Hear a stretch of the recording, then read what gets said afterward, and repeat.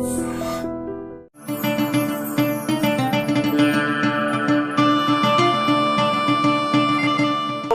To I dream. Telangana రాష్ట్రంలో అత్యంత ప్రతిష్టాత్మకంగా నిర్వహించేటువంటి మేడారం సమ్మక్క సారలమ్మకు సంబంధించినటువంటి ఏర్పాట్లు కూడా పూర్తి చేశారు. అయితే ప్రస్తుతం మనతో పాటు ఈ సమ్మక్క సారలమ్మకు సంబంధించినటువంటి ఆలయ పూజారి ఉన్నారు. ప్రస్తుతం వారిని అడిగి తెలుసుకునే ప్రయత్నం చేద్దాం. చెప్పండి, ఈసారి ఎట్లాంటి ఏర్పాట్లు చేసింది ప్రభుత్వము? ఈసారి 1,10,00,000 మంజూరు చేయడం జరిగింది. శ్రీ మేడారం సమ్మక్క సారలమ్మ వనదేవతలు సందర్భంగా ప్రభుత్వము 2024 పురస్కరించుకొని 1,10,00,000 ప్రభుత్వం దేవాదాయ శాఖకు మన ప్రభుత్వం విడుదల చేయడం జరిగింది.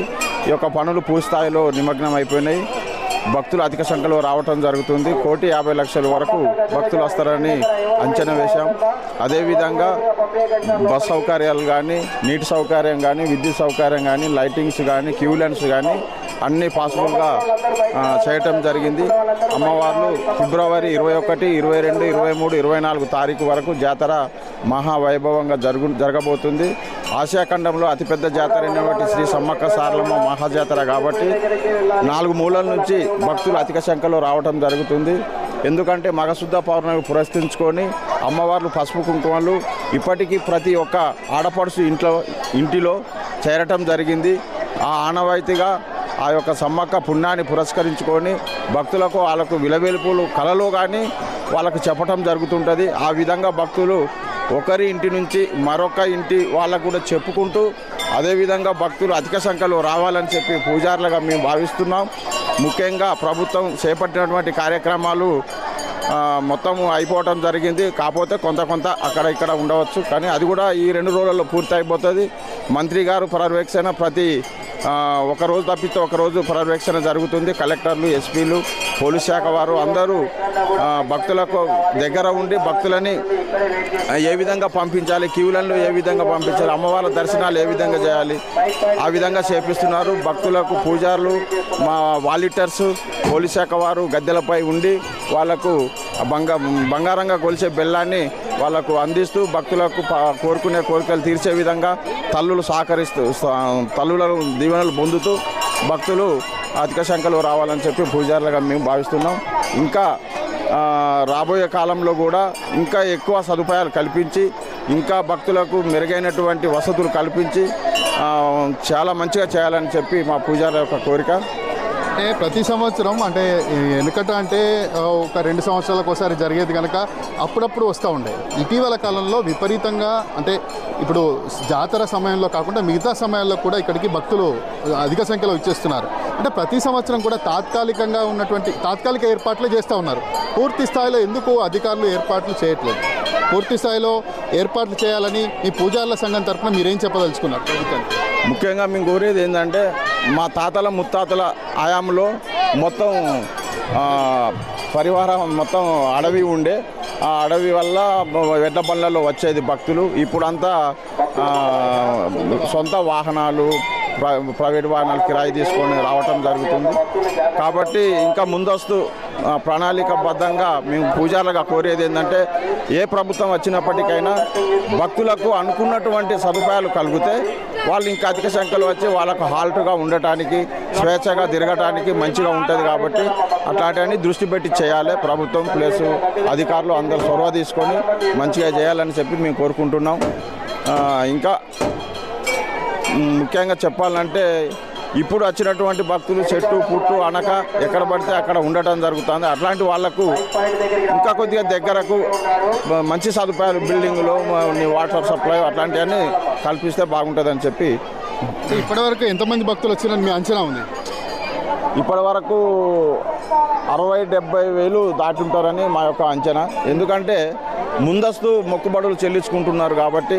అంటే ముందస్తు ఎందుకు వస్తున్నారంటే గతంలో ఆ విధంగా భక్తులు ఆ టయానికి దేవుడు వచ్చే టయానికి బాగా తొక్కిసలాటలు అవుతాయి, చాలా ఇబ్బంది అవుతుంది అనే ఆలోచనతోటి భక్తులు కొంతమంది వచ్చి వాళ్ళ ముడుపులు, వాళ్ళ యొక్క కోరికలు కోరుకొని వాళ్ళ యొక్క కానుకలు అమ్మవార్లకు సమర్పించి వాళ్ళు వెళ్ళిపోయి మళ్ళీ జాతర సందేహం చూద్దాం అని చెప్పి కూడా రావడానికి కూడా వాళ్ళు సిద్ధంగా ఉన్నారు. అట్లా కూడా రావడానికి కూడా సిద్ధంగా ఉన్నారు. కాబట్టి ముందస్తు మొక్కులు ఒత్తిళ్ళకి వెళ్ళి ఇబ్బంది అవుతుందని చెప్పి పోయి వాళ్ళు ఆ మొక్కులు చెప్పుకొని కొద్దిగా ఫ్రీగా వెళ్ళిపోతామని చెప్పి కొద్దిగా ముందస్తు వస్తున్నారు.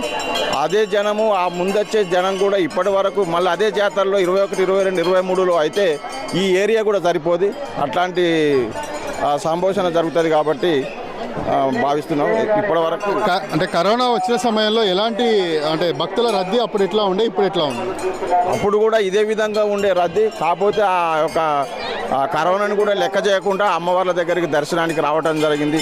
వేడి నీళ్ళల్లో పసుపు వేసుకొని కూడా ఆవిరి పట్టుకున్న ఘనత మన భక్తులకు కూడా ఉన్నది కాబట్టి ఆ కరోనాను కూడా లెక్క చేయలేదు. చాలామంది రావటం పోయింది. ఇక్కడ వచ్చిన వాళ్ళకు కూడా ఎవరికి కరోనా వచ్చిందని కూడా ఎఫెక్ట్ కూడా లేదు అని చెప్పి మేము పూజారులుగా ఈ సందర్భంగా తెలియజేస్తున్నాం. అంటే ఈసారి ఒక కొత్త సాంప్రదాయానికి తెరదీసిండ్రు. ఏంటంటే ఆన్లైన్లో మొక్కులు చెల్లించుకోవాలన్నటువంటి ఒక సాంప్రదాయం కూడా ఈసారి తీసుకొచ్చిండ్రు. అంటే గతంలో ఇక్కడికి వచ్చి మొక్కులు తీర్చుకోవాలన్నటువంటి ఒక అభిప్రాయం అయితే ప్రతి ఒక్క భక్తుల్లో విశ్వాసం ఉండేది. అంటే ఈ ఆన్లైన్ సిస్టమ్ అంటే ఈ నూతన పోకడలకు ఈ వనదేవతలకు ఈ మొక్కులు ఆన్లైన్లో చెల్లిస్తే సరైన విధంగా మొక్కులు చెల్లుతాయంటారా? ఇది కరెక్ట్ కాదు. భక్తులు అధిక సంఖ్యలో పాల్గొని ఏ విధంగానైతే మన క్యూ లైన్ ఉన్నాయో ఇక్కడ వాలంటీర్స్ ఉంటారు, ఎన్విరాన్మెంట్ స్టాఫ్ ఉంటుంది, పోలీస్ శాఖ వారు ఉంటారు, మీడియా ఉంటుంది. వీళ్ళందరూ సహకారంతో గద్దెలకు వాళ్ళకు పసుపు కుంకుమలు చెల్లించి మన పసుపు బెల్లం కొబ్బరికాయలను తీసుకొని వాళ్ళ ఇంటికి చల్లగా వెళ్ళాలి తప్ప ఆన్లైన్ల ద్వారా ఇక్కడ కూడా కొబ్బరి బెల్లం చెప్పి మన ఎండోమెంట్ నుంచి ఒకటి ప్లాన్ చేసిండ్రు. అక్కడ నుంచి బెల్లం వచ్చేసి కొబ్బరికాయ వచ్చేసి గద్దెల మీద పడతాయంటే అది మా సాంప్రదాయం కాదు, ఆదివాసుల సాంప్రదాయం అది కానే కాదు. దాన్ని మేము తిరస్కరించడం పూజారులుగా. ఎందుకంటే ఇక్కడికి వాళ్ళు రావాలి, వాళ్ళ గద్దెలు టచ్ చేసుకోవాలి, ఆ యొక్క ప్రాంగణంలో భక్తులు తిరగాలి, వెళ్ళిపోవాలి. వాళ్ళ పీడలు కానీ పిశాసాలు కానీ ఏదైనా మంత్రం తంత్రం అలాంటివి ఏమైనా ఉన్నా కానీ తొలగిపోవాలనేదే వాళ్ళ ఆకాంక్ష. మళ్ళీ వాళ్ళ కోరికలు ఏమైనా ఉంటే జాబులే కానీ పిల్లలే కానీ అట్లాంటి కోరికలు తీర్చే తల్లులుగా ఈరోజు యావత్ భారతదేశం మొత్తానికి చూసుకుంటే ఆసియా ఖండంలో అతిపెద్ద జాతరగా ఆదివాసి జాతరగా ఉన్నటువంటి శ్రీ సమ్మక్క సారలమ్మలు వాళ్ళకి ఆ విధంగా ఉంటాయి కాబట్టి అలాంటివన్నీ ఉండొద్దని చెప్పి మేము తిరస్కరించడం, పూజారులకు కూడా ఖండిస్తున్నాం. ఇటీవల కాలంలో రాష్ట్ర ముఖ్యమంత్రి రేవంత్ రెడ్డి మనవడికి సంబంధించి ఆన్లైన్లో మొక్కు చెల్లించుకున్నారు, బెల్లం చెల్లించారు. దాంతోపాటు ఈ జిల్లాకు సంబంధించినటువంటి ఇన్ఛార్జ్ మంత్రి పొంగులేటి శ్రీనివాసరెడ్డి మనవడు వాళ్ళ కూతురికి పుట్టినటువంటి పాపకు కూడా ఆన్లైన్లో మొక్కులు చెల్లించారు. అంటే దీన్ని మీరు ఏ విధంగా చూస్తారు? దీన్ని మాత్రం మేము ఏమనుకుంటామంటే వాళ్ళు రాలేక ఏదో అక్కడ ఉండి ఆ నీడల్ని ఉండి మరి ఇప్పుడు అట్లా అనుకుంటే భక్తులు చాలామంది వస్తున్నారు. వాళ్ళు ఇప్పుడు వేరే రకంగా అనుకోవచ్చు. మరి అక్కడ కూడా సమ్మక్క సారక్క ఫోటో పెట్టి కూడా చేసుకోవచ్చు. మరి అట్లాంటి పరిస్థితి వాళ్ళకే తెలిసి ఉండాలి. మనం అక్కడికి పోతే విలువ ఉంటుంది, దేవుళ్ళను చూసినట్టు ఉంటుంది, భక్తజనాన్ని చూసినట్టు ఉంటుంది. అక్కడ మనం ఇంకేం అభివృద్ధి చేయాలనేది ఆలోచన కూడా వస్తుంది. కాబట్టి మేము దాన్ని సరే ఏం పెద్దగా అనలేము కానీ కాకపోతే ఏంటంటే వాళ్ళ ఆత్మధైర్యం వాళ్ళకే ఉండాలి. వాళ్ళే గొప్పగా వచ్చి చూసి ఇంకా ఏమేమి మౌలిక సదుపాయాలు చేస్తే బాగుంటుంది అనేది ఆలోచన చేయాలి అనేది మా కోరిక. మీ పూజారుల తరఫున ఇంకేమైనా మీ డిమాండ్లు ఏమైనా ఉన్నాయా? ఇంకేమైనా మీరు ప్రభుత్వానికి ఏమైనా డిమాండ్లు పెట్టదలుచుకున్నారు? మా యొక్క డిమాండ్స్ అంటే మేము ఉన్నటువంటి 13 మంది పూజారులం ఉన్నాం. సమ్మక్కకు 5, సారలమ్మకు 6, పడిగిద్దరాజుకు 1, గోవిందరాజుకు 1, మొత్తం కలిపితే 13 మంది పూజారులం ఇక్కడ మెయిన్ హైకోర్టు ఆర్డర్ ప్రకారంగా ఉన్నాం. మాకు 33% మాత్రమే ఈ ఉండి ఆదాయాన్ని ఇవ్వటం జరుగుతుంది. కాబట్టి మాకు ఇంకా 43 ఆదాయం కావాలని చెప్పి మేము డిమాండ్ చేస్తున్నాం. అంతేకాకుండా గతా నుంచి మా తాతలు మా తండ్రుల కాడికి వెళ్ళి ఆనవాయితీగా వస్తున్నటువంటి జాతరలో మన బంగారము వెండి కానుకలు కూడా ట్రెజర్లా వాళ్ళు వేయటం జరిగింది ఎండోమెంట్ డిపార్ట్మెంట్స్. దాని ద్వారా కూడా మాకు ఆదాయం రావాలి కదా. ఆ ఆదాయాన్ని కూడా ఆ బంగారాన్ని వాటిని కరగదీసి డబ్బు రూపంగా మా పూజారులకు అందేయాలని చెప్పి మేము ఈ డిమాండ్ కూడా చేస్తున్నాం.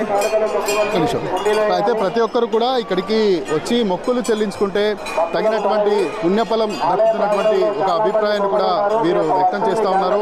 అయితే ఆన్లైన్లో మొక్కులు చెల్లించుకోవడం అనేది ఎక్కడైతే ఈ కోయలకు సంబంధించినటువంటి ఆచారం కాదు కనుక ప్రతి ఒక్కరు వచ్చి ఇక్కడికి వచ్చి మొక్కులు చెల్లించుకుంటేనే తగిన ప్రతిఫలం దక్కుతున్నటువంటి ఒక అభిప్రాయాన్ని కూడా వ్యక్తం చేస్తూ ఉన్నారు. ఎందుకంటే వనదేవతలకు వచ్చే క్రమంలో చెట్టు పుట్ట దీనికి సంబంధించినటువంటి ఏవైనా గాలి లాంటి ఏమైనా ఉన్నా కానీ ఇక్కడ తొలగిపోతాయన్నటువంటి ఒక అభిప్రాయాన్ని కూడా ఇక్కడ సమ్మక్క సారలమ్మకు సంబంధించినటువంటి పూజారి వ్యక్తం చేస్తూ ఉన్నారు. తమకు 33% మాత్రమే ఇప్పటికీ దీనికి సంబంధించినటువంటి ఉండి ఆదాయాన్ని మాత్రం ఇస్తున్నారు. తమకు దీని పరంగా కొత్త ప్రభుత్వం వచ్చింది కనుక తగినటువంటి న్యాయం చేయాలన్నటువంటి ఒక అభిప్రాయాన్ని కూడా వారు వ్యక్తం చేస్తూ ఉన్నారు.